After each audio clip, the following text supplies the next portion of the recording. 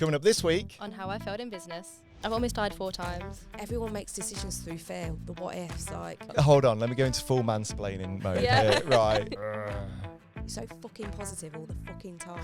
Look, I don't want to cause a fight. Just go and smell some oud. And It's marketing, it's an actual thing, yeah. And I'm the biggest believer that when you're about to level up, it gets really shit first. You are the maker of your own destiny. Hello and welcome to How I Failed in Business, the business podcast that celebrates failure. Each week we talk to entrepreneurs, business professionals and business owners to hear their experiences. I'm one of your hosts, Megan Grace, And I'm the other host, Rob Spence. and this is How I Failed in Business. Hello, Megan. Hello. How are you? Good, thanks. How are you? I'm good, thanks. How many are takes you? did that just take? Quite a few times. Quite a but few. It's fine. They weren't all on me. No, one of them was on me. Yeah. 100%. How's the week been? What's going on? It's been a lot. I've almost died 4 times. Yeah, I saw this on the show notes and I do Yeah. want to explore this. Well, Is this a Megan exaggeration? No, Oh. there's been like genuine, like I could have died. But you've not nearly died with me. No, technically we have. What? We could have got murdered in the farm, but we'll But talk that about was that. a bit murdery. But Yeah, this is worse. I'm gonna have to do it quickly because we could go into a lot of detail with these, but I know we've Okay. not got enough time. So number one, it was like last Thursday. I was downstairs. It was like 10:30. Usually I'm not downstairs, like I'm just chilling in my bedroom. But for some reason I was downstairs, right? Which is why I think fate I was supposed to be there because it wasn't safe. Sitting downstairs, 10:30. It's obviously dark outside, and this car like pulls up outside my house. Like the headlights are coming in. I'm like, oh, like who's this? I'm not expecting any visitors. Look outside, don't recognise the car. And this man gets out, and obviously it's quite dark, so I can't really see very well. What if it was fucked hard? No, because it was like an old white man. Oh, okay. So not yeah, not him not in any fucked way, hard. shape, Okay. or form. But that's like where my head first went. I was like, shit. And he gets out of the car and he walks like, so I've got my house and I've got like the house that's attached next to it. Yeah, that's how houses work. Yeah. Yeah, well, not Sorry, all carry- of them. It depends if Sorry, it's like semi-detached or not. Anyway, he walks like directly up like the lawn, like directly in the middle of both houses. Yeah. Gets a torch out and starts shining it through the window. So I'm like shitting myself. And because he's like shining it right at me, so I'm sitting on the sofa. So I like just get up and leg it to the corner of the room. I'm panicking. So I'm trying to log on to like the Ring doorbell. It's dead. The Ring doorbell is dead. So I can't see anything. Yeah. So in that situation, I'm like, I'm going to call my dad, who's in Ireland. So I don't know 'Cause what he I can thought help. he was going to Yeah, do yeah, from 100%. Ireland. But I thought, I'll call my dad. Ring, ring, ring. Doesn't answer. So I'm like, okay, panicking. By this point, the torch has gone off. I can't see the torch anymore in the window. So I'm like brave enough to go and have a look. And by the time I look, he's sat in his car. And this is when I can see like a bit more what he looks like because he had like the lights on in his car. Yeah. So it was just like some like old like white man. He had like a bit of a beard, but not like a full beard. It was like quite a short beard. Okay. And he just drove away. And to this day, I do not know what he was doing, why he was shining a torch in the window, but I couldn't go to sleep. So I had to sleep on the beanbag again. Not on the beam back. So when was this? Sorry. Last Thursday. It's Thursday. Yeah. And still, you have no idea who he was, what he No. was doing. He's not been back. that you but- know of. No, I know of. And that's what I'm also scared of because like why was I downstairs at 10:30? Like I'm never usually downstairs, but I was just had a late night, so I was just chilling. The thing is, in How many those times has that happened? situations, I know how awkward you would have been, and I Yeah. know you would have just fleeted I did. to I the literally corner. like fed to the corner, and then that's the same corner I put my beanbag in to sleep on because I don't want to sleep upstairs just in case like he came back. I needed to know, so I had my beanbag propped up against the door. So we've got like the main door, and then we've got like the hall, the door to the hall. So I said, if he tries to get through the door, I'll be sleeping like propped up against the door. So if he tries to open the door, I'll feel it. I also had like my Hoover like hooked underneath like the Oh door my handle so that he wouldn't be able to open the door. But if he did for some reason, I was sleeping against it. So then I'd have like an early cue to leg it upstairs. And then my escape plan was like leg it upstairs into my room and out my bedroom window. Why weren't your curtains closed? More so. I'd argue that at night time it's nice to have your curtains closed.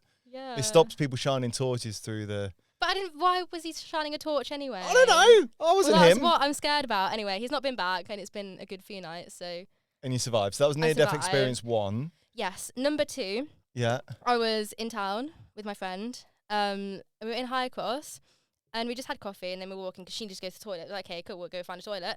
So walking through, and then these alarms start going off. It's like, oh, like attention, like there's an incident that's been reported. Please stay calm and await further instruction. Why would I sit here? Okay, why would I sit here and await further instruction? Have we just had the 5-minute warning? Yeah, but I'm only. already? Okay, well, I'm only halfway through my second death story, so it might overrun a little bit. I'll try and keep it as quick as possible.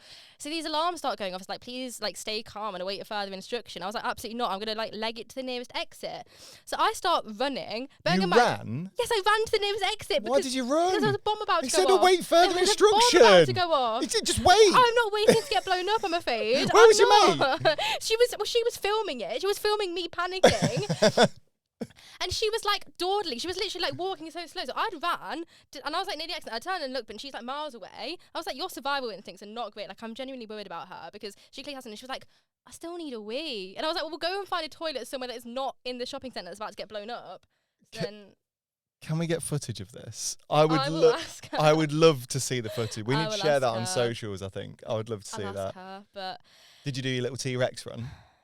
No, I was in like a full like full-on sprint? Yeah, a full-on sprint. No Because way. the door was literally here, so all we had to do was like run like here and around. But she was just dawdling. She was like, well, I still need a wee. And I was like, I don't respectfully care. Like, So, wet yourself. On a scale of sort of 1 being Oh, I me bet. seeing you run from here, doing your little T-Rex No, arms, this was a full run. I was to scared. I thought I was gonna you die. forgetting SD cards when you're about to do a content shoot at a client being 10. Apart from On a one scale of content. 1 to 10, where were About you at on? least a 10. on that? But the issue was there were these like kids in front of me and they were all perfectly calm. They were laughing. They were having a light laugh. And I was just like legging it past. I was like, move out the fucking way because I need to get to this exit. So attempt on Megan's life, number 2, foiled. You're still here. I'm still here. What about number 3? Number 3, so I had some drinks with my friends on Sunday because Gassy Nina has now graduated the RAF. Oh, congratulations, Gassy Nina. Gassy Yeah. Nina.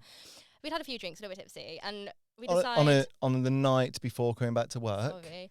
I did see this on your story, and I was sorry. like, that is not good behaviour. That is Sorry, ridiculous. I'm really sorry. And yeah, so we were like, oh, Nina, can you teach us how to march? Because there's a whole like marching routine they have to do. So there we are, marching through the streets of Countersthorpe, whilst Nina's at the front shouting like, oh, I forgot what she even said, some like army commands at us. And Okay, yeah. So we like march and got our hands behind our like backs, and then she's like crouched. We have to like walk like crouched on the floor.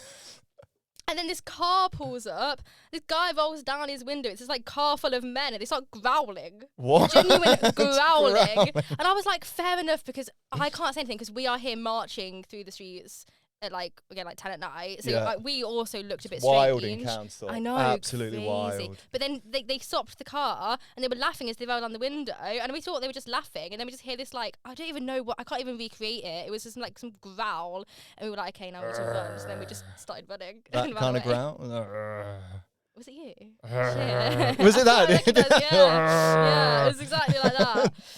So you survived So, that. Almost got kidnapped. Although I'd yeah. argue that Gassy Nina would have like kicked ass. She definitely could have. Yeah. But no, we decided to run away instead, and then Okay. we survived. And then the 4th near-death experience was when you drove us into a random farm. Right, that wasn't my fault to some degree. We got invited. They opened the gate.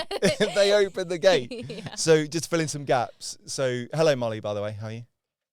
Hello, team. Hello, team. Sorry, I didn't know what to say. So we were going out to see a new client, and they said they gave us this address of where to go. We pull up to a lovely farm, look lovely, to a gate, and we just sat there going, is this the place? Is this not the Does it place? I look don't know like what we're supposed to do here. The gates miraculously Mm-hmm. opened, drove down to a very old, semi-stern looking man, Yes. and I remember driving down that alley, that driveway, I saying, think you literally said, you were like, we're going to die. this You genuinely this said could be that. it. This could be it. It was like, you know, like I felt like it was like a drug dealer's farm. I felt like we were pulling up to like something from The Gentleman or something. I wouldn't say, look, I don't want to cause a fight. I wouldn't say any of them were a near-death experience. First one could have got kidnapped, burgled, What if kidnapped, it was whacked just around the head. A Why delivery is he, driver. what was and he he lost. delivering at that time at night? Takeaway. He didn't have anything in his hands apart from a torch. Because He he was could have shining been through like the going, oh, is this the window. right house? Oh, no one's in there looking hungry. I'll go I elsewhere. didn't think of that. I just thought he was trying to rob me. The second one could have been a terrorist attack. No, they go off Easily all the could have time. A been- kid could have just hit the fire alarm No, it bit. was a terrorist attack. And what makes that worse is you ran away. Well, yeah, obviously I'm gonna run away. I'm gonna run out of the building. Why would I stay in the building when there's some like emergency going on? I'm gonna get out, aren't I? Because the clear thing was await further instruction. Yeah, but I'm not gonna do that. And I don't want to put my safety hat on, but you're not supposed to run away because if you trip and fall, you could cause a hazard for everyone else behind you. You should walk very politely and calmly. That's all I'm going to say. I thought that the shooter might have been outside the doors and I could have walked Shooter? Near-death experience 2. I'm on the fence with. That could have been. back in Okay. my head it was. Number 3 again could have been kidnapped by this car of men who The were growling men. growling. Were they men or boys though? Because this. I would say like my age, maybe boys. Okay. Like yeah, youngish. Okay. Don't know.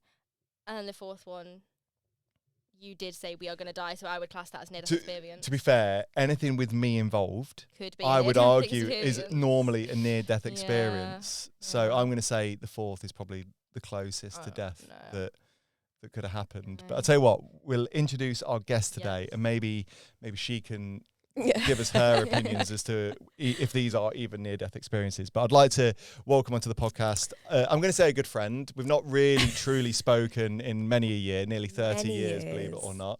But a big fan of what she does and what she has done. I'd like to introduce Hollie Thompson, who is the co-founder of Scent3.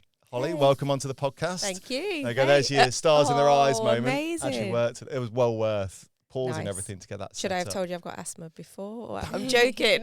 That is actually our normal joke, and we don't Yeah, use we it. don't use it. Yeah, please don't. Although you did have a coughing fit once I because did. of it. I did. But yeah, twice. there's a limit on the smoke because it does Yeah, get like quite it's fine. I tight quite in like here. it. Smells quite nice, which brings me on to your Ah. business. But before we do, were any of those a near-death experience? Would you say I mean, the first one, I live alone, so the first one would have got me. Creepy. really? Although yeah. I probably would have gone out and confronted him and then got myself in more issues. No, absolutely no way.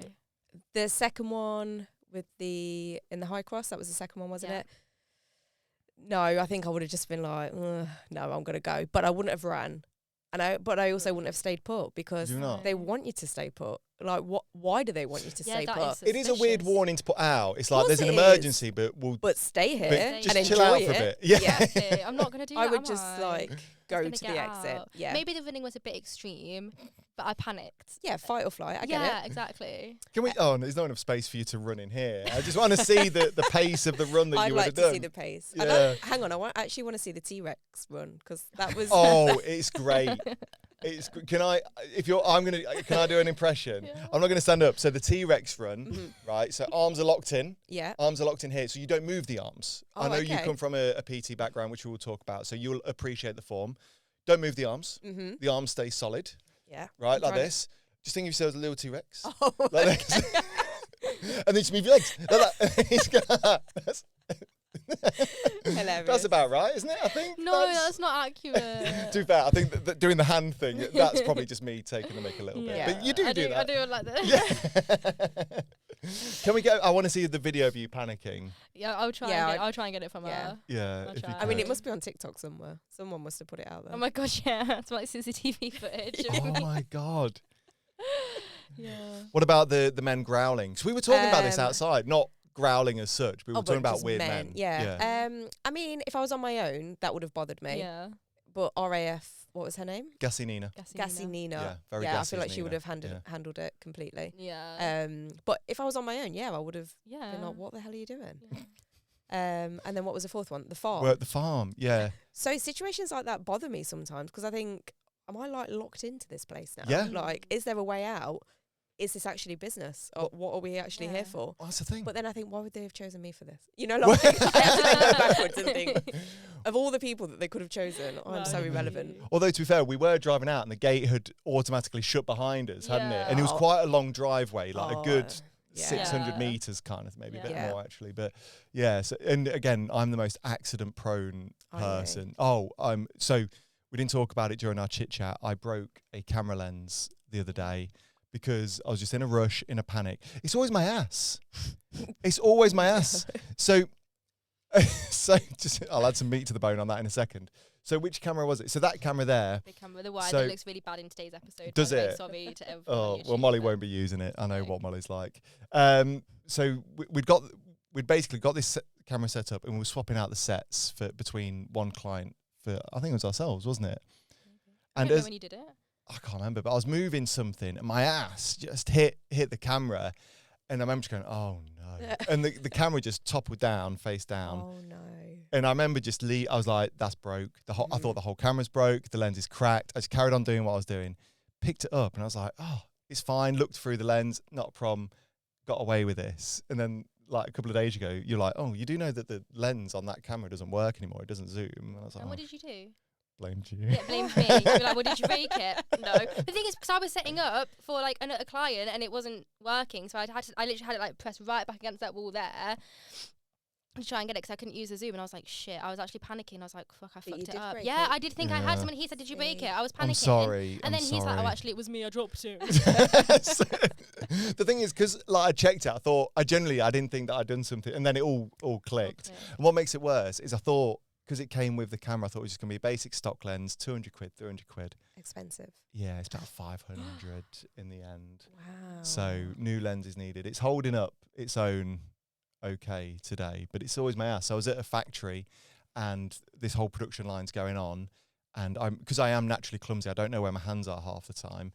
I was literally walking around like my arms tucked under my like shoulders. What I tell my kids to do. Yeah, it's pretty much the same. I was just like, keep your hands to yourself, don't move. Like, just remember that you got broad shoulders. Like, maneuvering, and out of nowhere, I don't know what it was. I think I twerked because we were down this narrow alley, and I just went boop like that with my bum. Don't know why. Maybe you've got like movement Tourette's, like maybe. When you know you're not meant to do it. Could be. Like I get that sometimes when I'm in situations, and I think don't say it, and then I have to like say it, but sometimes I have to say it really quietly so nobody hears it. Maybe you have that, but with movement. Body movements, like whatever you do, Rob, don't do the worm. And out of nowhere, I just do the worm because yeah. I've seen you trying to do the worm. It's not. I think now I've lost some more. I think I could do the worm better now. Do the worm. Can you? Yeah. Don't say that and then. I can. I mean, I don't really want to do it here, but funny that, isn't it? Funny that. Yeah. I'll do it. Okay, we'll clear some space. We'll get some BTS. Might need a glass of wine. No, I'm joking. That's normally how it starts. Yeah, absolutely. Well, look, we should have probably introduced you a bit formally. Oh yeah, before I said I could do the worm. I do apologise, but tell us a bit about. So tell us who you are. Tell us a bit about Scent3. What is it you guys do? Okay, so I'm Hollie. I'm co-founder of Scent3, which is a scent marketing company. So we set this up in May, June last year. It's me and two business partners, so Dean and Ranjit. Scent marketing is really basically put, when you walk into a hotel or venue anywhere and it smells nice, that's scent marketing. So it's either put through the air conditioning or it's a standalone unit, which basically just gives out hopefully a really nice scent that people enjoy, and then they remember, so they want to go back to that place. That's what scent marketing does. I love that. And what I love is you've said scent marketing. Mm-hmm. You've not just said, oh, we make rooms smell nice or we just do diffusers. It's scent. And scent marketing, it's an actual thing, yeah. It's a clever way of looking at it because there's that terminology around, apologies, I can't remember what the term is, audio marketing. So like, the Netflix... Yeah, that's got an official term and it's going to kill me. Same like Windows startups. Yeah. So I assume the same is with the scent, isn't it? Yeah, because scent. Oh, I always get this wrong because they're too similar. But so scent is your second favoured sense. So the first is visual. So when you walk in somewhere, you see things. But the second one that your brain will always remember or it triggers is your sense of smell. But it's not used a lot. Like in terms of like a marketing journey, it's like the missing piece that so many brands don't use, and I don't know why they don't use it, and it's really apparent that it's missing because when you go to a business, nobody knows who it sits with. They don't know who the decision sits with, and that just shows it's because you don't have it yet, and you don't know who. Also, nobody wants it on their budget, so there's that decision part as well. So it's fairly new, but it's also not fully new. If you go to Dubai, it's everywhere. And it's like a given that every mall that you walk into there is so nicely scented. And it has been in the UK, for years and years and years, but not very well known about in the UK. And I think we don't talk about it a lot. We talk about fragrance loads, but we don't talk about kind of the air being fragranced. Yeah. Apart from those really rubbish plugins that we all try to make our house smell nice with. Then it works. Stop wasting your money on them. And because we said this off camera, like they last 2 days and they smell nice for 2 days and then they just vanish and use a lot of electric for nothing really. But I think when I started to see what you were doing, it really struck a chord with me because I can recall hotel lobbies and genuinely, I don't even know how to describe this. Like I can smell it. Yeah. But when I think about it, do you ever do that? I don't know if that's just me. Yeah. Rob, do you know what smell I remember? And so my kids go to the same school that we went to, primary school. Do they? Yeah. And the hall still smells like mouldy cucumber. And when I walk into that hall for like parents' evening, I'm like, oh, I'm like 7 again. So, like yeah, I'm here. But it transports you back, doesn't Completely, it? yeah. Not a nice smell, that one, but No. it takes me straight back. And I wear a perfume sometimes that I bought when I went to Florida with my sister when I was like 16. Calvin Klein Euphoria, the one that looks like a little boat. I bought that at the airport, and every time I buy it every now and again. Yeah. And every time I buy it, my sister's like, "You smell like Florida," and I'm like, "I know." And that was, how old am I? 36. So yeah, that was. We can cut that out if you need us to. Yes, Yeah. But that was 20 years ago, and she still says it now. So. What's weird is I'm wearing the male Calvin Klein Euphoria. Are you today? See? Because historically it was one of my favourites. I must have bought my first bottle, whatever, when I was like 17 or 18. And it's just always like my little go-to. I keep it in my laptop bag. It's my little kind of, laptop for it. How weird's that? That is weird. But it does. They transport you back, whether it Completely. be through flowers and, or like say lobby smells or restaurant smells. Are people in the UK starting to take it on a bit more, do you think? Or? Yeah, definitely. Because I think they're realising that it's such a key element to kind of, if you're in a retail store and it smells nice, it's proven that they will linger for longer. And if they linger for longer, they're more likely to buy something. So why wouldn't you want them there? It's also a talking point. So many people walk in places and they're like, God, it smells so nice in here. And then, like salespeople are trying to get a conversation going. It's a starting point straight away. Yeah. So, yeah, it's really useful. I love all that. And if memory serves me right, people can sort of make their own bespoke fragrances with you. Our niche, or kind of our niche avenue and our USP really is that we do a signature scent for signature spaces. So a lot of other companies would kind of give a generic scent, but 10 different companies could have that scent. We don't do that. Someone chooses a scent, we immerse ourselves with the marketing team so deeply to try and understand the brand and then really become that missing piece. Otherwise, we're just chucking a scent in and hoping for the best. Yeah. But once we've got that scent, it's theirs. It comes off of our samples. Nobody else gets it. Scents can't be copyrighted because, as we know, you can get dupes of everything. But we don't give it anybody else, and that is our USP. So it's the whole journey from start to finish it's so much more than, do you want a fragrance? Yeah, we want a fragrance. Okay, this is how much it's going to cost. Done. It'll smell nice. And that, that's a normal scent marketing journey, whereas we are, it's a little bit lengthier, but it's so much more detailed, and it just takes on the brand like it should do. All these marketing teams are all about the brand and what they're trying to put out there. So why would we not do that with them and try and help them with it?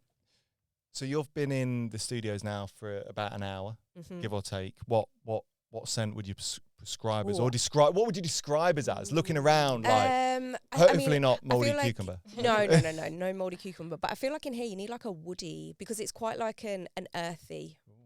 Like you've got lots of plants, woods. Yeah. So yeah, like a woody, but a very subtle one. You don't need anything strong in here. No, just nice and subtle. A nice subtle fragrance. Woody. We didn't sell that very well, did you? No, like a woody, earthy. Nothing too heavy, but quite a natural scent. Basically, is what I'm trying to get at. I like that. Well, I did say we'll have a chat afterwards. We'll kind of piece together some fragrance. We'll get some in here, and we'll keep it as part of the set as well. Because I think I'm a big believer in scent, which is a weird thing to say. I believe in scent. I know it's there. I know it exists. Maybe I should have that as a tagline. I believe in scent. I believe in scent. Yeah, it makes sense. Do you know what? It's going to be really nice when I get your logo properly and I get you a nice reed diffuser and brand it for you and put it on there. I'd love that. Lovely. Yeah. That was my fault. So we tried to set up this morning. Was your fault? Yeah, it was my fault. But our logo's shit anyway. So we are going through a rebrand. Yeah, so I'll do it then for you and I'll bring it in. What? Not high fib. Oh, Paragon. No, Paragon. Yeah, not the podcast. To be fair, we could have sorted out the podcast. You call it high fib.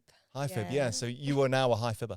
A high You're fibber. a high fibber. That's the official term. I am many things, including a high fibber. A high fibber. We should get t-shirts. We probably do. We do have t-shirts made. We do have official merchandise. But yeah, I think it'd be nice to get like our own little scent in here and make it part of the experience when people come in. You don't have to name names. You don't have to like name drop anyone. But has anyone ever made a really horrible scent and you've had to be like, that's amazing, and like you're gagging at the back of your throat? No, because I tell them not to. The only thing, would you? Yeah. So everybody loves oud, and I swear oud knocks me off my chair sometimes. Like they're so strong. Yes, yeah. My two business partners, they're everything oud. They made me get this fragrance that was, I nearly choked on the microphone there, that was so strong that I literally said to them, you're having this at your house and that's it. I'm not giving it to anybody else. Like I cannot deal with how strong this fragrance is. So that's the only thing is oud. It's just too strong. Like proper oud. Like some of the ouds that we get out now are quite nice, but they're a lot lighter. Yeah. And they've been messed with a lot. Whereas like, far too strong. But is that because lads have just overdone it? They've gone for that. Maybe, but some of them, honestly, they're just like one little sniff, and I was like, wow. Yeah. So when you have like neat alcohol and you've never had it before, and you're like, what is that? Yeah, because I think I had some Tom Ford oud wood, which I'd still assume is still quite a watered down version, but still. It's still really strong, but yes, it's been messed with a bit, so it's not like deep oud. We have one. Yeah, that Dean really liked. And we actually both smelt it in Selfridges as well, because it was an actual perfume. And we smelt it, and he was like, this is so lovely. And I smelled it, and I was like, ugh. Like, how are you smelling that and saying that that's really lovely? Yeah. What is oud? What are we talking about? So oud is like wood that's burnt. Oh.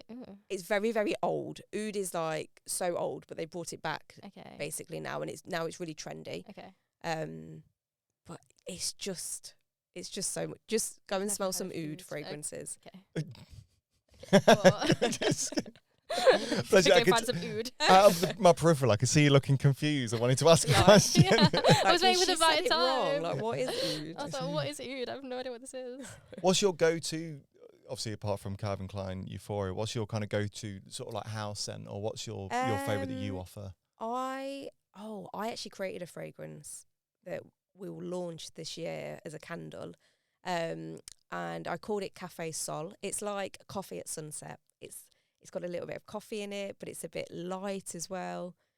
It's just delicious. I don't really want to say anything else. That is my favourite scent. One. If I could wear it, if I could bathe in it, everything, that is what I would have. But it will be coming out later this year as a candle. That's going to be our first retail product. So well, when it does become a retail product, we'll pick up a coffee. Because if there's two things I love in this world, it's coffee. Yeah. Sunsets. It sounds ideal. Yeah. Sounds absolutely ideal. Or maybe like an espresso martini at sunset. You know, like it's that type of vibe. Like it's coffee but trendy. Oh, like that. We'll get some. Yeah. We'll get some. Yeah. I feel like I just wrote my own marketing material for that. Remind me. I'm going to have to come back to this. He's going to have to listen to the podcast, Hollie. That'd be great. Like, you'll double our viewing figures overnight. If you could just watch it back.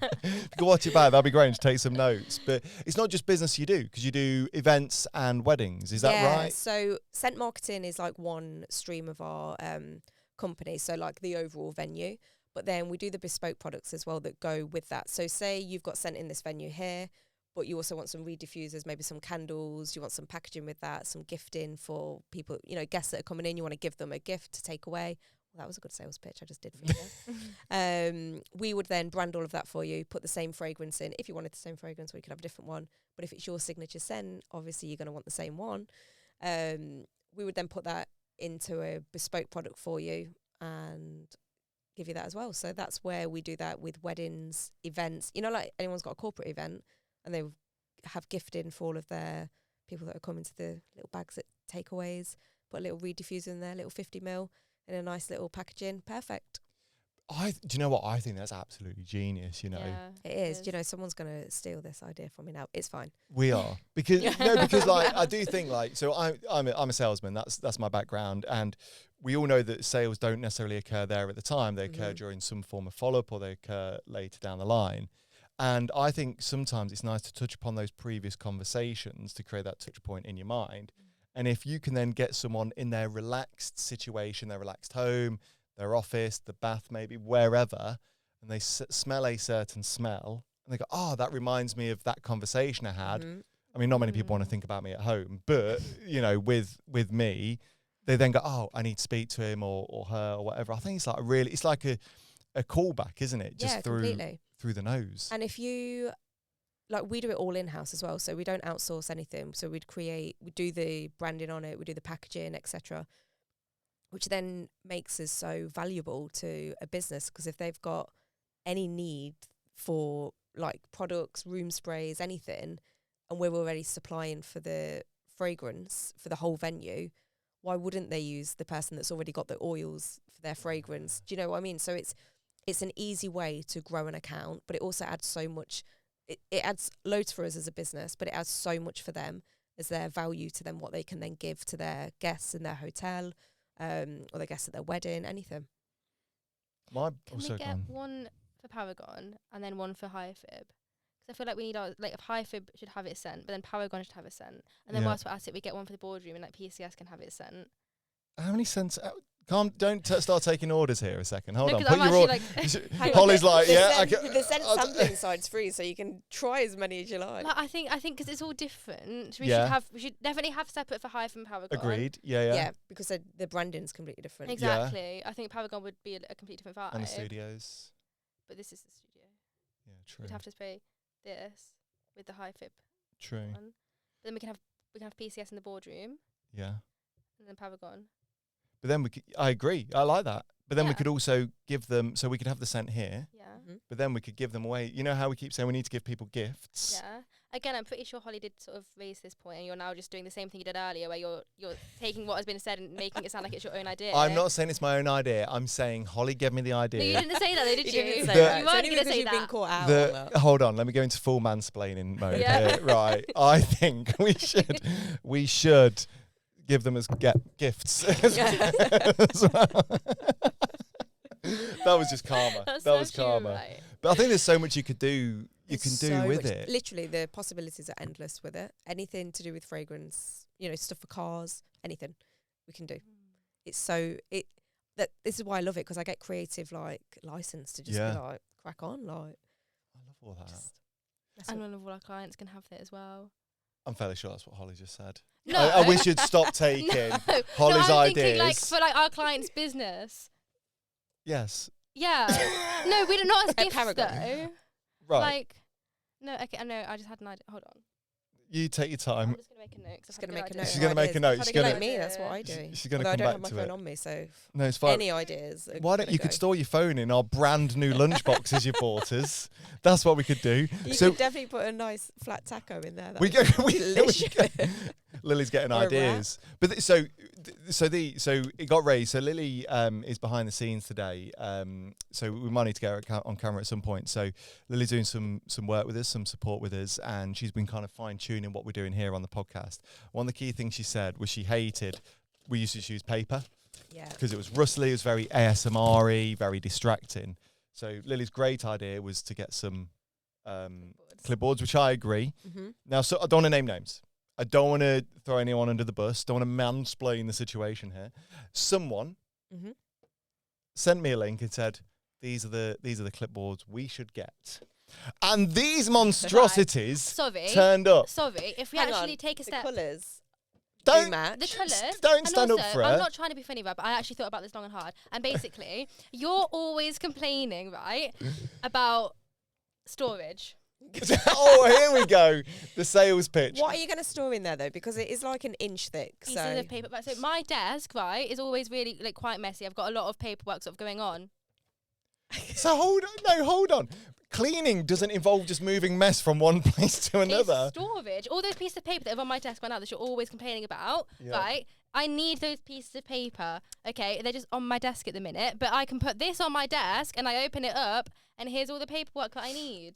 Look, I mean, I'm not against it. I'm not against it. I think that was some quite smart thinking from me. I think what I'm going to do is every week as part of the show now, I'm going to hide something in here as a show and tell. Yes, and you've got to guess why I've got it. Yeah. And that's quite good, actually. Just randomly, you won't be expecting it. I'll just be like, dinosaur. Like, just pop it out. Maybe not a dinosaur. You couldn't fit a dinosaur in here. Do you know, some chia seed yogurt just here, and I'm just going to sit here and eat chia seed yogurt on the camera, but they are quite nice. Okay. I can't remember where our whole flow was going with that, but I do know what I was going to say, and again, I said this off camera, it's awfully weird. I'm so proud of what you've achieved over the past 6 months, 12 months, because again, so to fill in some of the backbones, we knew each other at primary school, so I think from the age of 3 or 4-ish, I think our parents know each other. It's it was that close, wasn't it? And then I moved college or school, primary school, when I was about 7, I think it was, maybe 8. No, 8.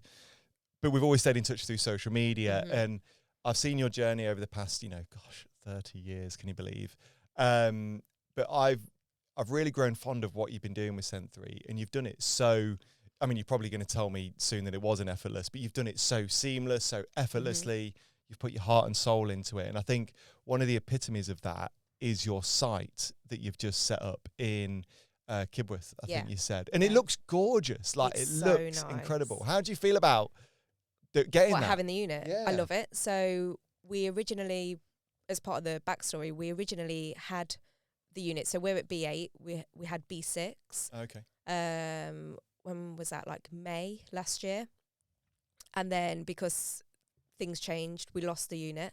And I was devastated when we lost that unit because the area there is just so lovely. They're brand new units. They've been there a year. And at the time, no one was in B6, so we would have been the first ones in there. But it's, it's just such a nice space to be in. Like when you think of a unit, you think you're in like just a farm down a driveway with a scary man asking you why the hell you're there. Yeah, and it's really run down and you've got loads of work to do in it. These were just brand new, perfect. And I'd had my eye on them for a really, really, really long time. Well, they'd only been there a year, but during that year, it felt like a really long time. And it never really felt like it could happen. And then it was going to happen and it was all there. And then it changed and then it wasn't there. And I was devastated. And then I was working with my 2 business partners. And then, like, it just happened. I think it was October. The landlord who showed me around previously, just sent me a text and he was like, one of the units has been handed back. Are you still interested? I was like, yeah, like, give me a minute.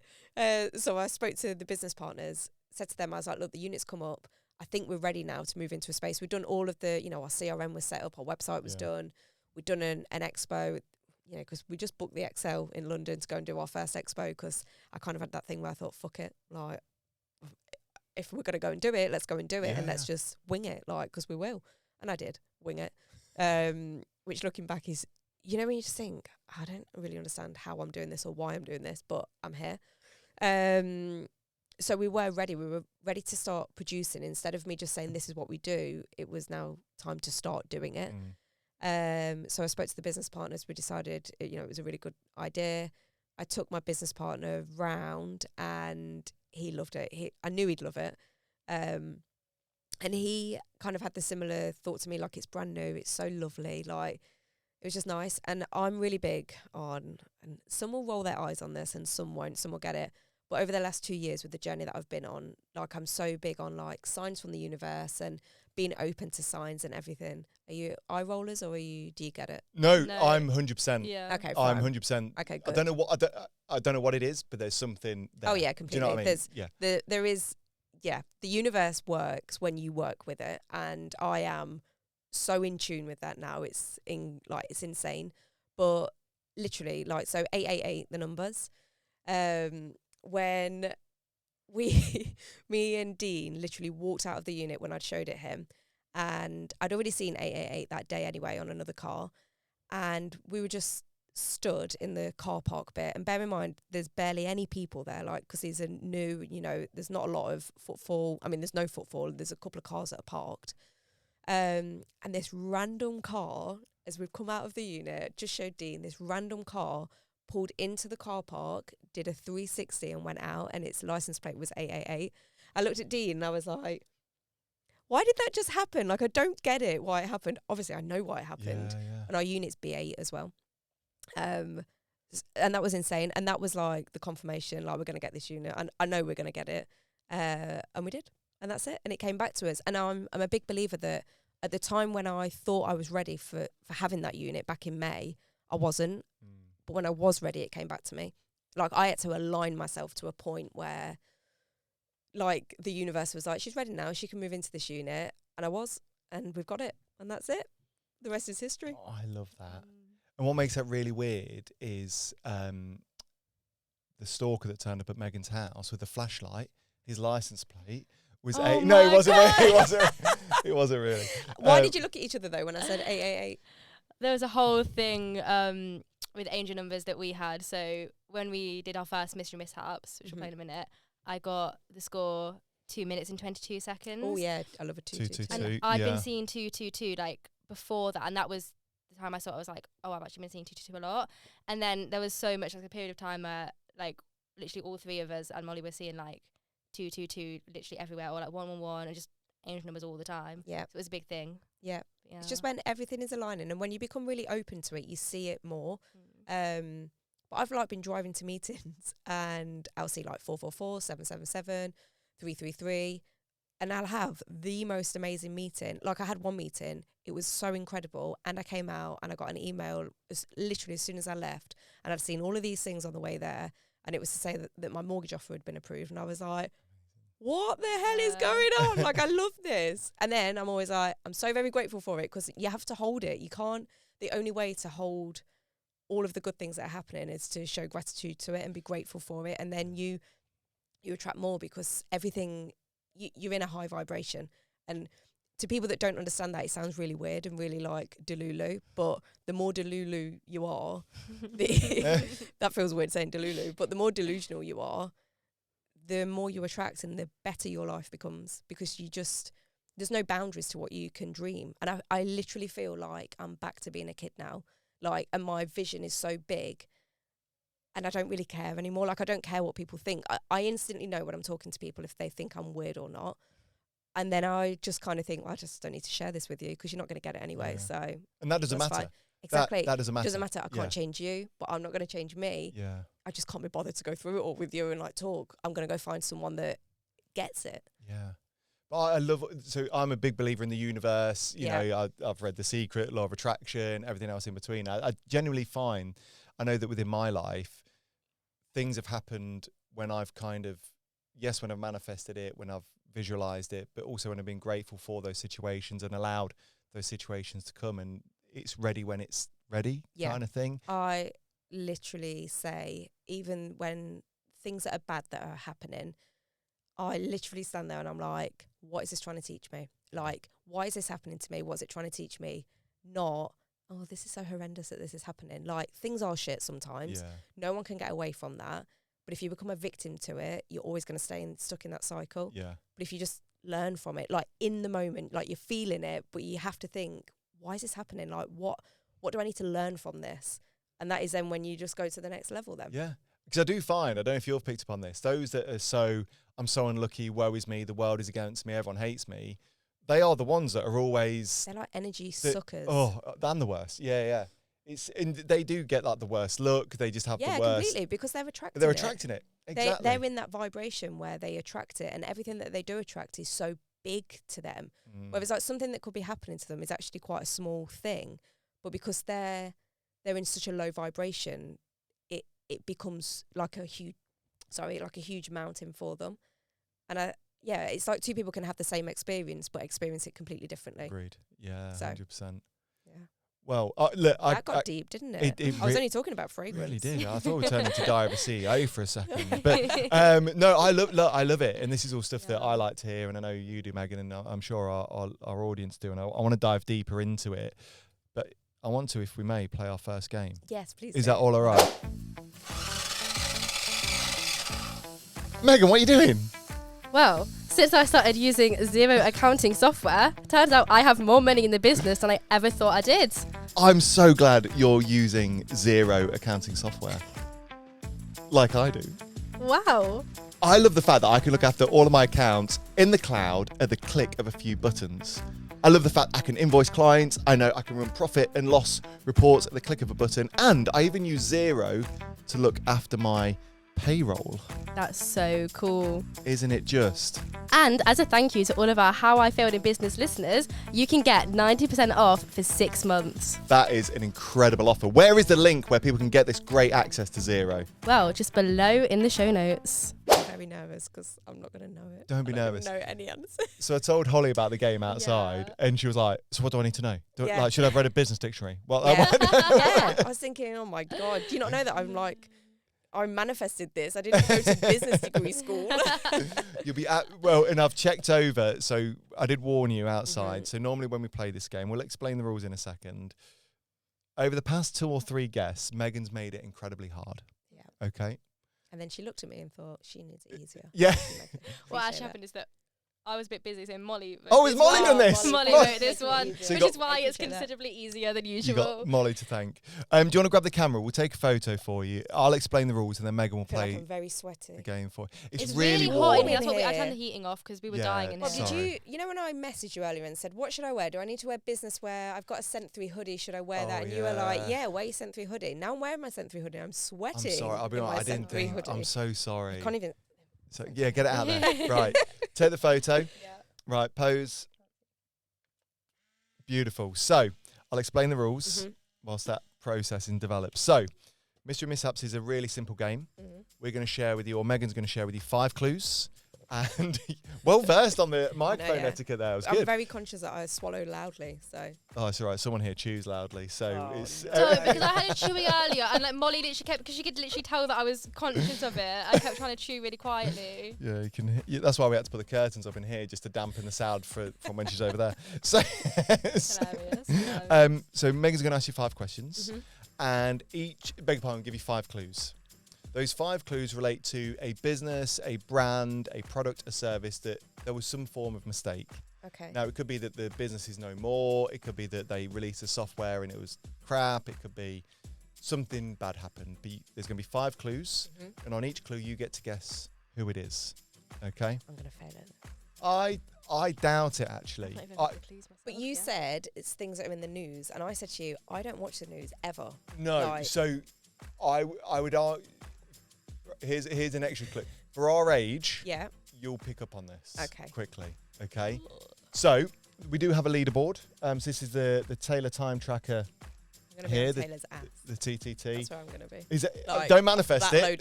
down. Don't manifest it. But sorry, we need to get that back there. Can we see it there? Are we in shot there? Give or take. Yeah, perfect. I'll move it back. So this is the Taylor time tracker. So every guest who's been on gets to come into the leaderboard here. You think you're going to be quite low down? Oh yeah, completely. Hang on, the numbers that are on it, is this seconds that it gets? Beg your pardon. Yeah, so minutes and seconds. Wow, So okay. the very top so far we've got Radislaw at 5 seconds 29. 5 seconds. Very quick. Takes me that long to remember my name Ve- sometimes. Okay, so we're aiming a bit lower than that. Yeah. Obviously, we've got a big proportion here at the midriff. And then holding up the rear, we've got 2005 Big Brother winner, Anthony Hutton, at 2 minutes 50. Closely followed by Megan at 2 minutes 22. Okay, what happens if I just don't get it?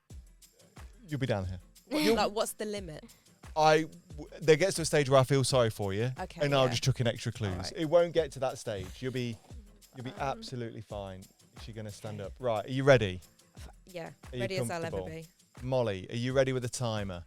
Okay. Megan, are you ready with the questions? I think some of these are way too easy. I'm not gonna lie to you. Right, never Okay. lie. Always I'm be really honest. Don't say that because I'm going to get them wrong and then... Okay, on your Ready. marks. Get I don't set. feel like the whole first clue is just a paragraph. Go for it. I love a paragraph. Fine, okay, ready? Sorry, can I go again? No. Is that right? On your marks. Get set. And another thing. Sorry. You can do it yourself next time, Megan. Yeah. I'm sorry. I was trying to help. I'm sorry. I'm really sorry, So Holly. ungrateful. So ungrateful. No, I'm great. I'm not in a low vibration. I'm grateful. Right. Sorry. On your marks. Yeah. Get set.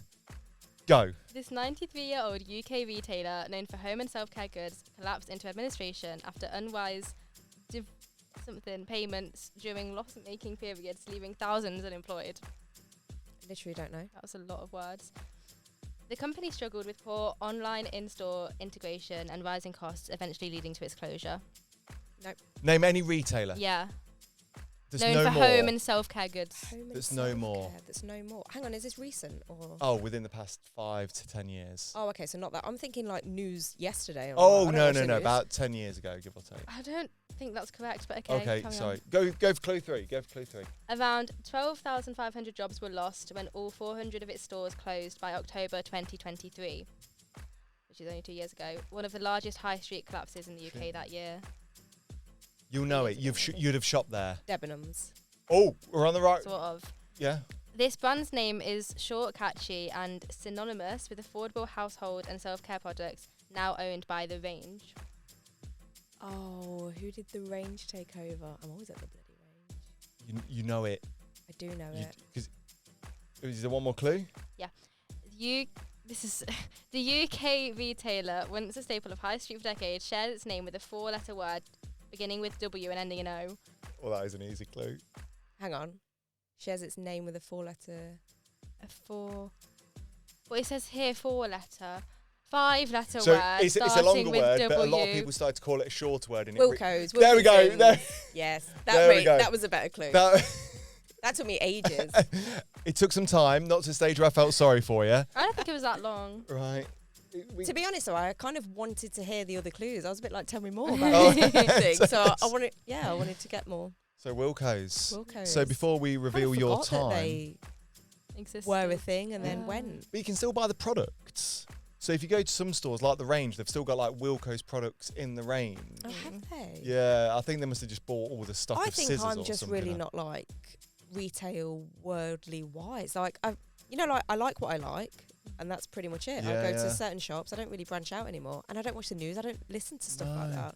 But I think like Wilco's was our parents' kind of thing. Yeah. Because you could get everything at Wilco's. You'd pop into Wilco's Right. for your sewing materials. Yeah, you might pick up a DVD while you're there. Or I've got a puncture on my bike. I'll pick up Yeah. a puncture repair kit.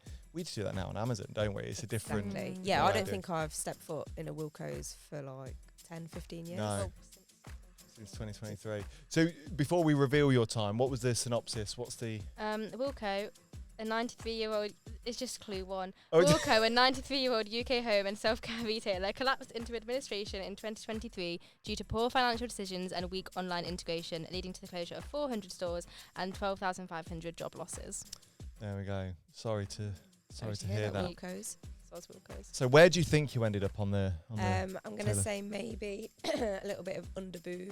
underboob? Okay. Yeah, I feel a bit disrespectful doing this, but yeah. So sort of around O in here, this kind of area. Maybe Molly, lower, maybe belly button. belly button. Molly, what's the scores on the doors, please?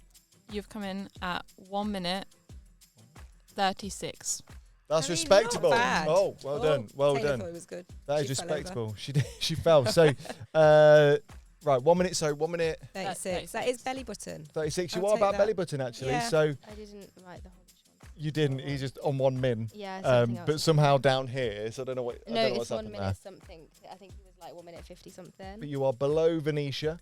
Yeah. You're below Tom Francis, but above Sharon Lewin. So a nice Perfect. mid-table I'll take result that. there. So I think that's very respectable. Well done. Thank you. We'll get you added to the board at Taylor some. doesn't want to stand up. now. She doesn't. She's a bit battered now. To be fair, we had to trim her down anyway, so it was a Rob Spence hash job. That's just. Oh, because she was so tall. Yeah, she will stand eventually. Well, without me distracting, she's gonna. I'll just hold her. Just hold her. I'll just hold her for a bit, and then I'll sort her out whilst you're talking. But you've had a great journey, sort of in this chapter of your life. But I know you've pivoted, and you've pivoted Big pivot. hard. So tell me a bit about your history and your background. Okay. So a lot of my things start with New Year's resolutions. So I made New Year's resolution when I was a kid, like 7, to start dancing. I carried on. That then became, I did a degree in dance. I didn't know that. Yeah. Oh, okay, right. So So my degree was in dance, but when I was, also at the time, I was, heavily into eating disorders and that type of thing. And when I was on my degree course, I knew I kind of wasn't going to be a dancer. Or not professional dancer anyway. I dabbled a bit, but not a lot. And I did my personal training course when I came home for the summer. I did my PT course. And then I went straight into PT. So I did finish my degree, graduated with a first, and then never used it. And then went straight into PT. So I became a full-time personal trainer. After my second year, I went for a job interview at YMCA, fit to be one of their tutors and assessors. Wasn't qualified for the job, but like most things I do in my life, thought, fuck it, let's have a go. I got the job. So they trained me up anyway whilst I was on the job. And did that for 10 years. And I still do it a little bit. I keep my foot in the door with them. So if there's a course in Leicester, I'll assess on a weekend for them just because I love it. Like, I absolutely love the fitness industry, parts of it. I don't really like what it's become, but I love the authentic side of the fitness industry and how it makes people feel. in what regard, if you don't mind me asking, what it's become? What has it become? I think because I've taught courses and I know how intense a PT course should be and the amount of knowledge that you should know, And then you can literally go and become a PT in a week as an online Right, course and yeah, not yeah. do any face-to-face. I can tell the difference between PTs who have done an online course and who have had face-to-face like help Yeah. with an actual assessor next to you or a tutor next to you, giving you all the tips that you need of how to.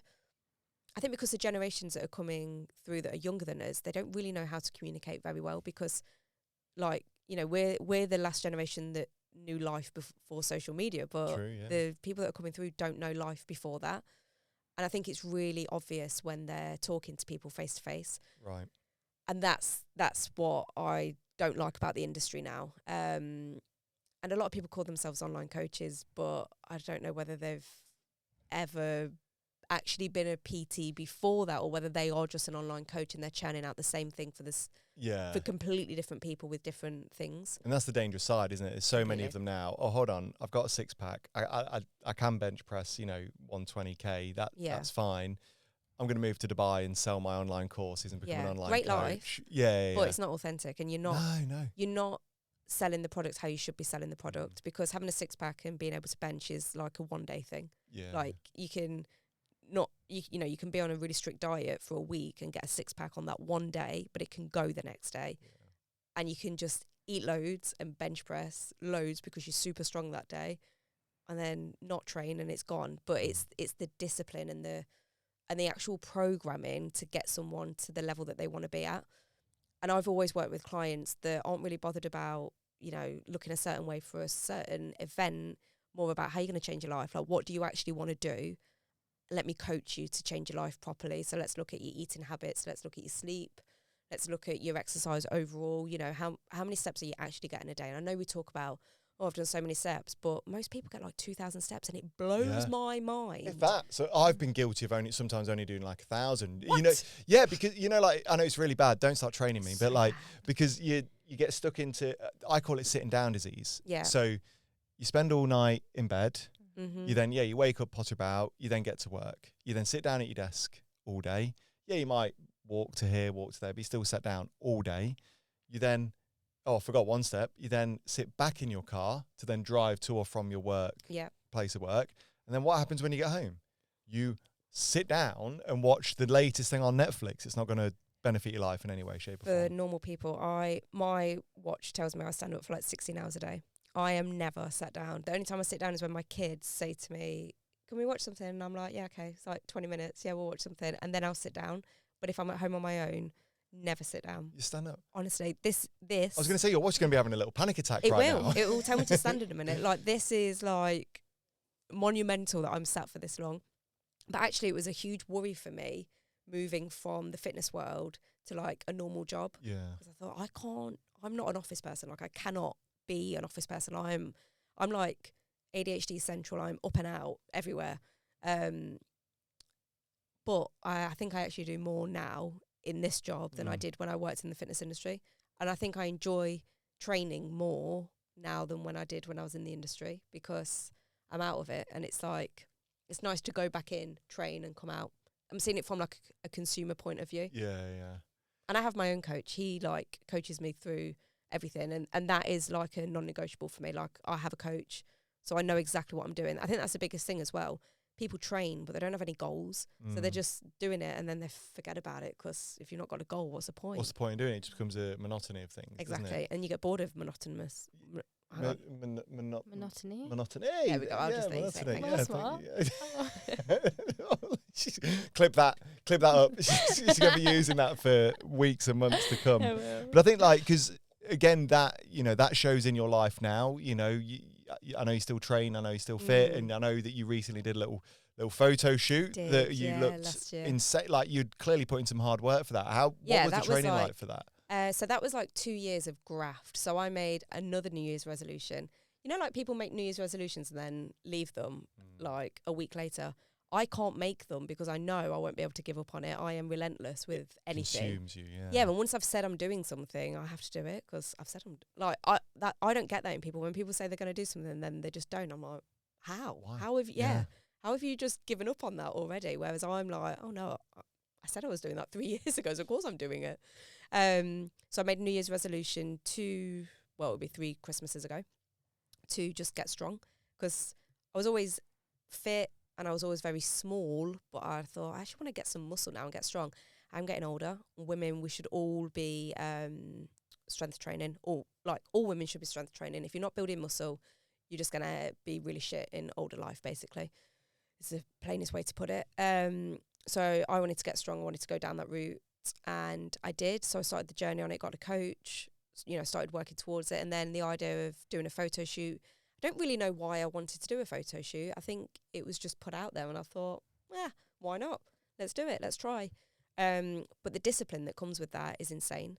Like, there's no like photoshopping involved. There's no like steroids or anything like that. Like, not interested. It is literally just pure graft of, your diet is on point all of the time and your training is on point. It was like 4:30 a.m. gym sessions if I was at work all day or the kids were with me, and that was the only time I could go.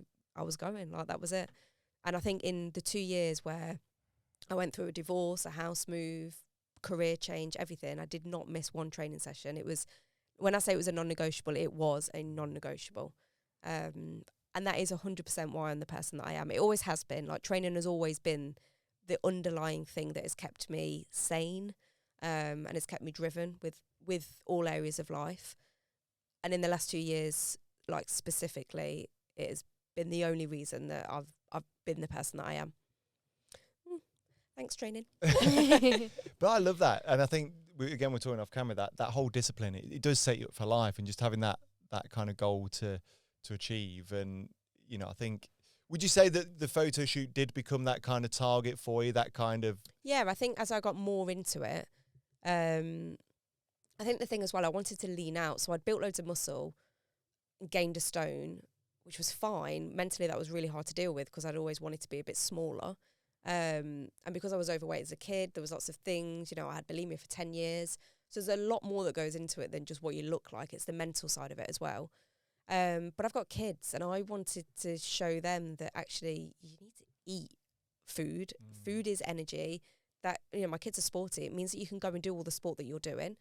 And I've got the healthiest relationship I've got with food now than I've ever had. Like, for example, I sat in a pizza, like, we all of us had a pizza, I mean the kids. I ate half the pizza, got a 7-year-old son, demolished the whole pizza like it was a sandwich. My daughter, 2 pieces, and then took the rest home, obviously, and it was fine.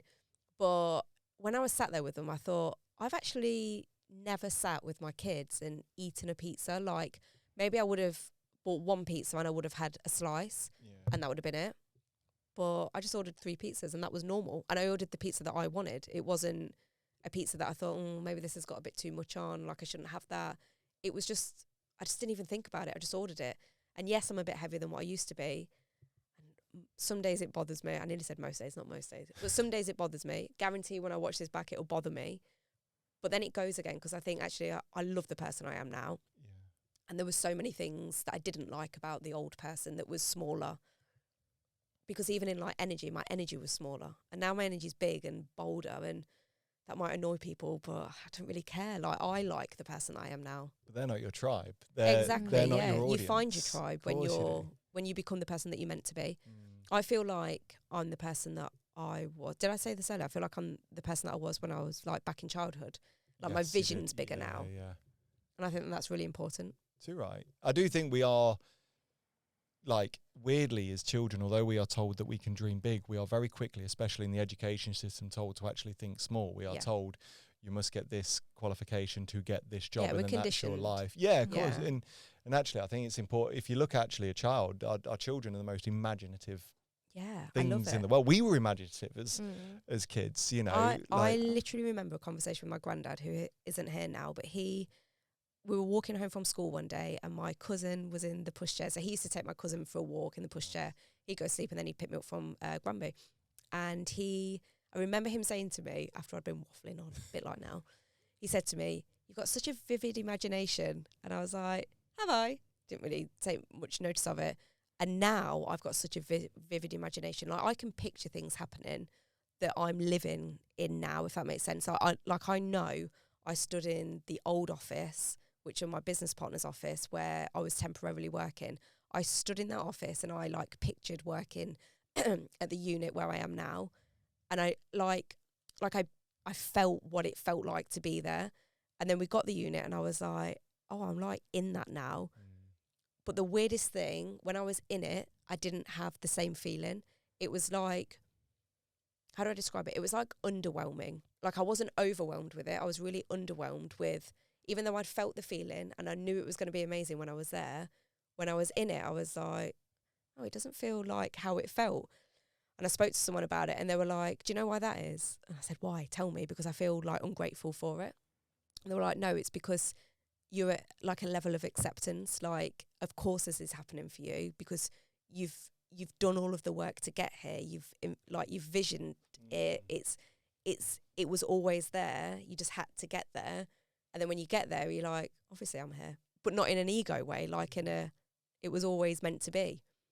It's a really good way of putting it. It is, but it still annoys me because I wanted that overwhelming feeling. I wanted to be like, oh my God. But when I stood in the office, I literally stood there with tears in my eyes, like, this is going to happen. Like, I know it's going to happen. Same when I like got an offer on the house accepted. Like I felt it before it happened. And then when it happened, I was like, okay, like, no, like, where was the big drama? It just didn't happen. Or at least, I suppose, like say, it happened before Yeah. that event. You'd Like, already I lived felt through it before, it. yeah.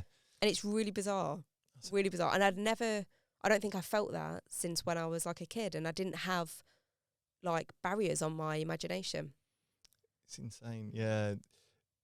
I want to ask you, if I may, in terms of the business now, you're doing well. And again, you know, we did pivot, and feel free to share as much or as little as you want to, because I know that, again, it was the universe, I guess you could put it down to. I know things didn't work out as plain sailing as you first thought it would, and there was some ups, some downs, some hurdles.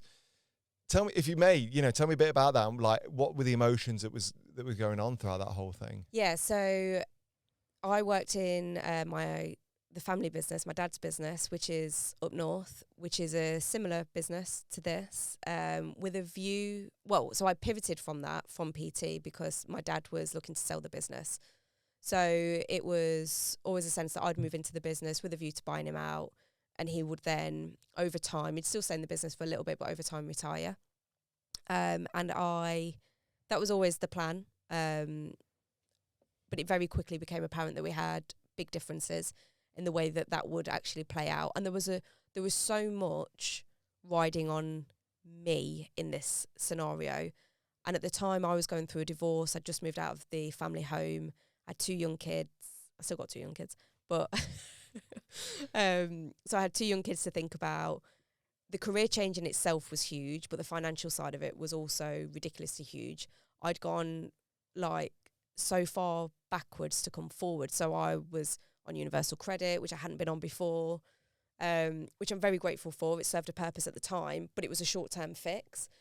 And the things that I was thinking about during that time, buying a business was so, I'm thinking, I'm in debt because I'm going through a divorce, and I know I've got to go through all of this to get to the end, but can I actually buy a business at the end of this as well? Like, I feel, and buy a house. Like, this feels like another step that's a bit too far. So there was that side of it. But then there was also a lot of creative differences, business view differences, and it was a huge strain on the family relationship, basically. And then I got things in place. There were a couple of issues that we needed to get in place for the business to move forward and for it to move down to Leicester. I got all of those things in place, including an investor, the unit, and it was all good. And then the next day it all was a no. And so we potentially lost the investors, and we did lose the unit. And I had to make a decision whether I was going to stay stuck in this cycle that I was in, which wasn't nice. It was a really unhealthy cycle. Pardon me, sorry. Or whether I was going to jump ship completely and go with the investors. And the investors are my business partners now, so we know what I did. But it was such a heavy decision, and it literally kept me in bed for a day. As I said earlier, I never sit down. Like, I'm up at 4:45 every day. Like, I don't stay in bed. But I couldn't get out of bed. I was just like, I don't know what to do in this situation. I know what I want to do, but the decision is so multi-layered because it's family. And how do you say that you're not going to go ahead with what they want to do, and you're going to go and set up as a competitor with the investors? I did it, I think, in the fairest way that I could have, which was being open and honest from the start. The minute I had the thought about it, I was open with my dad. I got the reaction that I thought I'd get, which was from ego and from fear, whereas I view everything with love. So I'm like, look, I know that this might not be a good thing for you to hear. However, this is the route I want to go down, and these are my reasons, and I hope that you can understand that. I don't want it to affect our relationship, blah, blah, blah. But it has affected our relationship. Like, you know, we don't really have a relationship. But the whole reason that it was so hard for me to make that decision was because of the guilt that I carried about our original relationship anyway. And I spoke, you know, I did so much bloody therapy last year to get to the point that I am now, and to like unlearn patterns about me and why I react the way that I do. And, you know, what have I learned over 36 years that I don't like about me? Like, dig deep into that. That was literally what I said to the therapist on my consultation. Like, I'm not interested in fluffy top level stuff that you do with everyone. Ask me the hard questions, make me really, really dig. And that's what I did.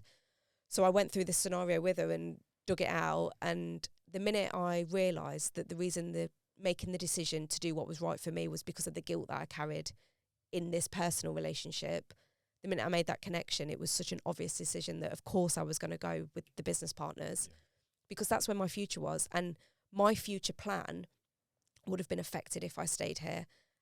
And in 2 years, I have literally done everything that I said I was going to do, because I have put in all the bloody work and I've made all of the hard decisions. Now, I could have not made that hard decision and I could have stayed where I was comfortable, but I wouldn't have gotten a house. Like, I know I wouldn't have. And I had a deadline with the house as well, because where I am, I have to move out by a certain date because they're having work done on it and then they're selling it. So, you know, it's not like, it's so hard. You know, like if someone wrote it out on paper, this is everything you're going to have to go through to get to where you are, I'd be like, absolutely not. Like, fucking hell. That's insane that I've got to try and juggle all of those things to happen. But this was one of the things in it that I had to juggle, and I had to make the decision. And I know I would bet everything on it that it was the right decision, because the minute I made it, everything opened up. Like, the opportunities that came to us once I'd made that decision was insane. But to the outside looking in, people probably think, wow, what a fucking bitch that she did that. But there's so many layers to it that it would take me like a week to dig into every single thing that happened. And I think the overriding message is that we do so many things for other people because we think it's the right thing to do. And then we end up at a certain age, and maybe I was at that age when I was like 34, 35, that we think, what the hell am I doing? Because I'm not okay. And my future isn't okay because I'm so stuck doing all these things for every fucker else. And they're all right. Yeah. But the minute I remove me, they're going to have to crack on, and I'm going to have to sort me out now. And that's what I did.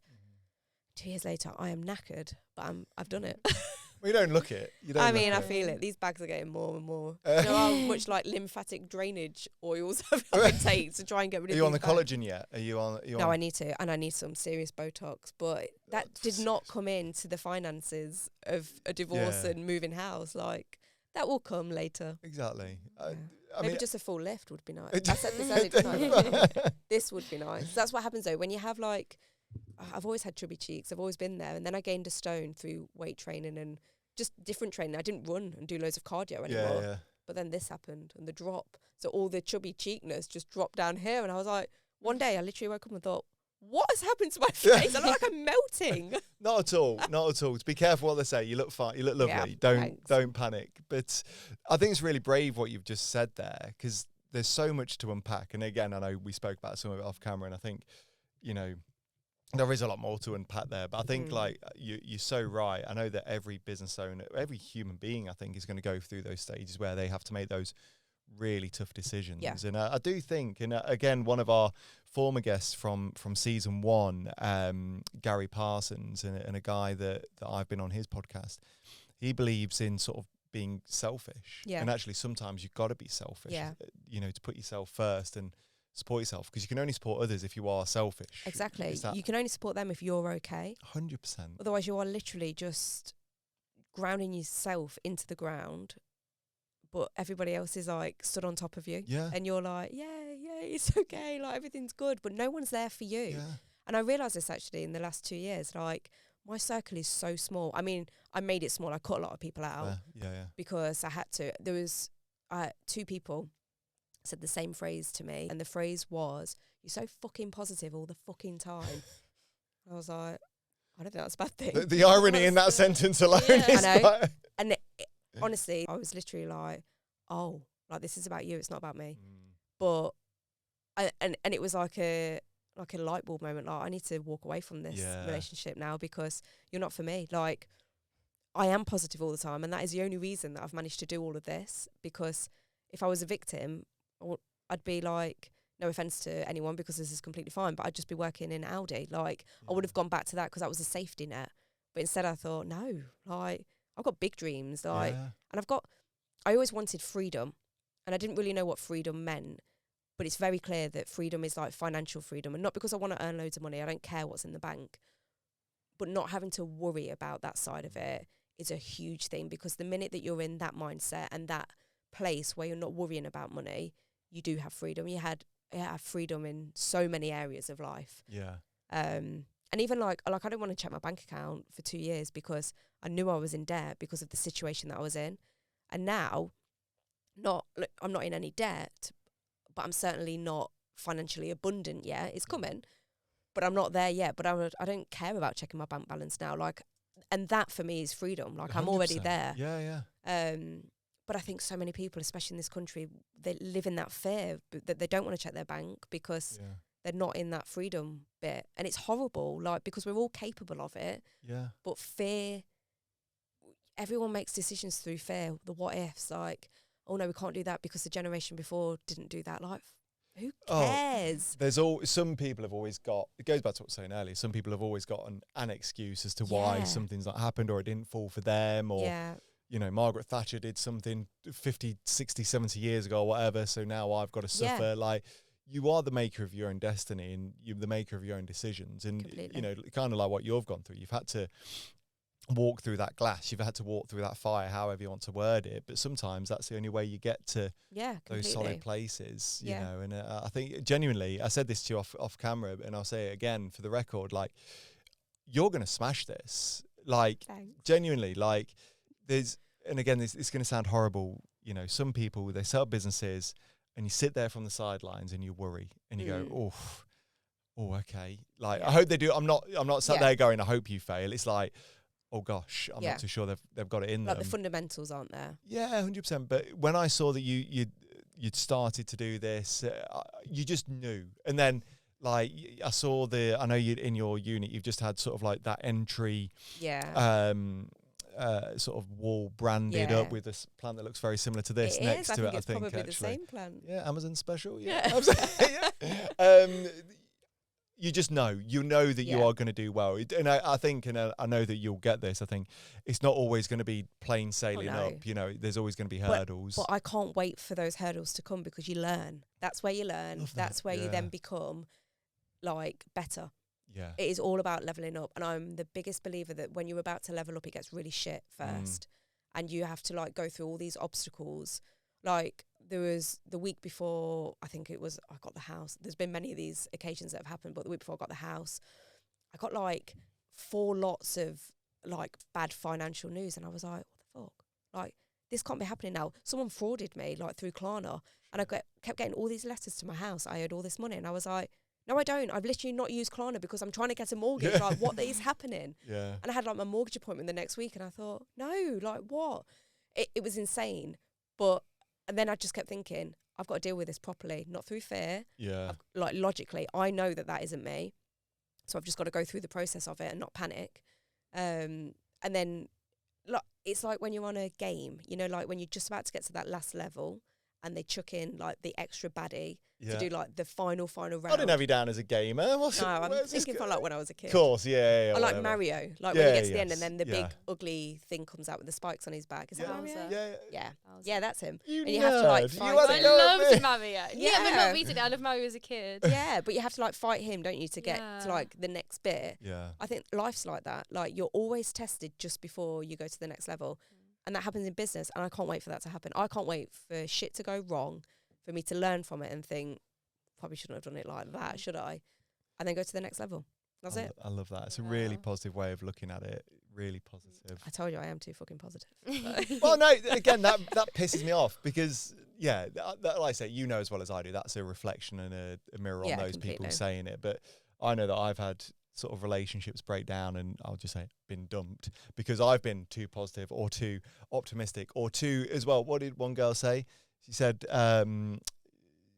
I think too big, basically. Like she would have been happy just living the simple life, earning whatever we'd earn at the time, getting home, watching Netflix, going to bed, waking up the next day. But that scares the shit out of me. Yeah, me. Like that So where's your horrifies forward me. thinking? What are you going to do when you're not earning that money? Exactly. Because Like- the pension's going to be gone. Like the state pension, we won't be Yeah. having that. Yeah. I honestly think by the time that we retire, because Lol. I told her you said that I was 41 I or did 42. think you were 41. Yeah. but yeah, by the time that's going to be gone. You're probably not wrong. Yeah. Yeah. So like, what are we doing now to make sure that we're okay? Yeah. And Exactly. I didn't have a clue about finances 2 years ago. Like nothing. I was literally just self-employed. You know, I earned fine, so I never had to worry about it.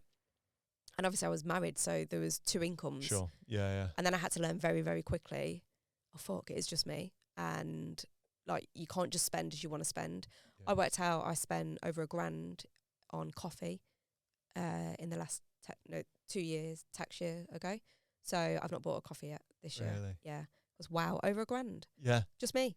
And It's not like that's- I'm buying for anyone else. Literally just me, over £1,000. So I read that once, and in this finance book, he called it the latte factor or Yeah. the latte effect. So you could easily spend £3 on a coffee every Mhm. day, and you think nothing of it. Yeah. You work that out in a week, in a month, in a year, and then you go, I In- can't afford anything. Exactly. It's insane. Like, Yeah. absolutely insane. And I kept thinking, I'm trying to be this person that can buy a house and can do all of these things.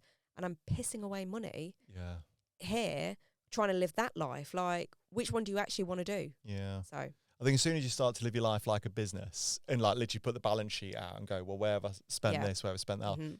I have a meal deal every day. That's killing. I mean, I would never do that because I'm ex-PT. But anyway, Oh. I'll strike that you said that, Oh, Rob. no.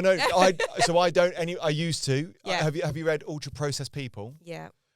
Changed my life. Yeah. Absolutely changed my life. Please read it. Like, honestly, like I hate walking into supermarkets now because you just see the second you read that book, your eyes are open Yeah. to what's going Like looking on. at the ingredients. It's Oh, insane. Insane. Yeah. Anyway, That's a whole other podcast. we should start our own podcast Yes. just called Let's Chat About Food and Fitness all day, every day. Anyway, that's a horrible name. I'm conscious of time. Yeah, Have we got a grievance guru this we week? do. Would you like to read the grievance guru? Right. So, shall we hand the gavel over to Holly? Yeah. So I did forewarn you about Okay, this. you This is a did, new yeah. section. This is- Oh, so The mic's in the way. we encourage our viewers and our listeners every week to send in a business dilemma, a business story, and it's our job to say whether it's a grievance, whether it's a bad thing, or if they should just put up and shut up and it's Okay. nothing.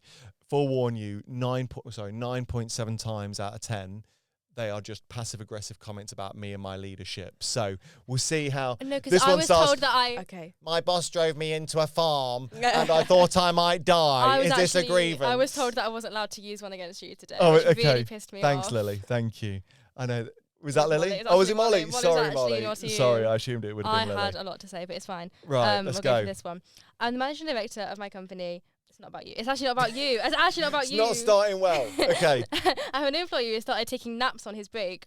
The first time it happened, we were in the car going to get some lunch, and I was midway through talking to him, and I heard some faint snoring. I looked over, and he was fast asleep. Didn't bother me too much because we work night, so I put it down to just adjusting. But he's been here for a few months and will still often sleep through his breaks, meaning it's a bit foggy on the job. Is this a valid grievance? Okay, I know who's written this.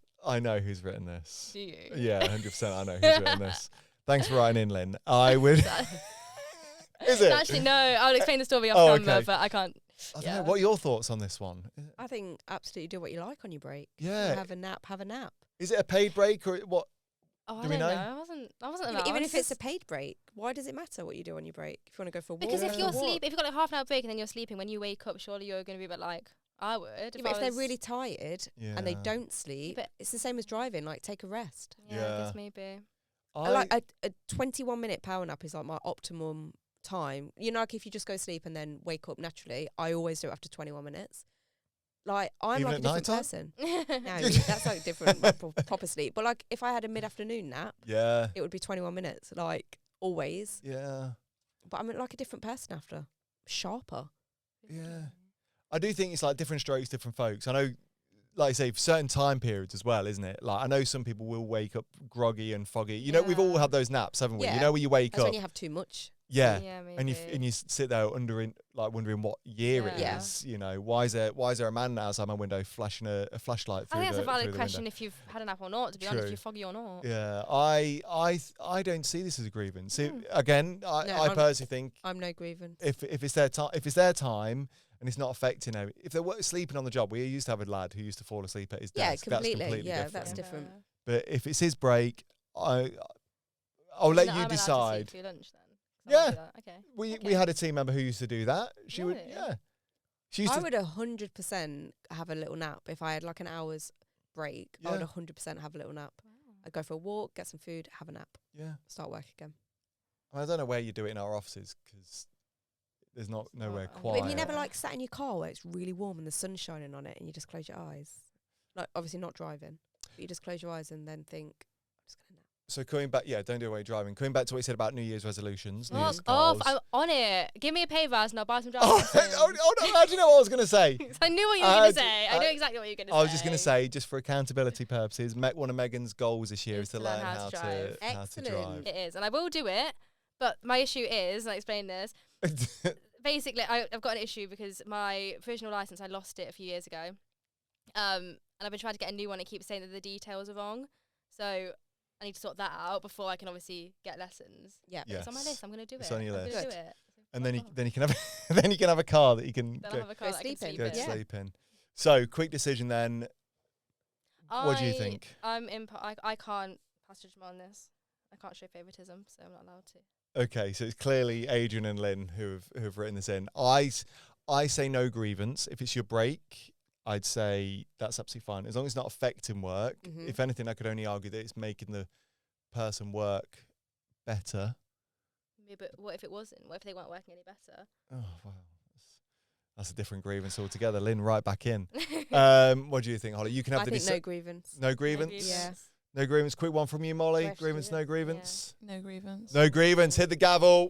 No really- grievance, I'm afraid. Better. Was that written in by Lynn? No, Adrian. yeah. Tell me off camera. Yeah. Tell me off camera. But listen, we want to get into the stories that happen in your workplace, so please do share them. They can do that how? Through howifeltinbusiness.co.uk.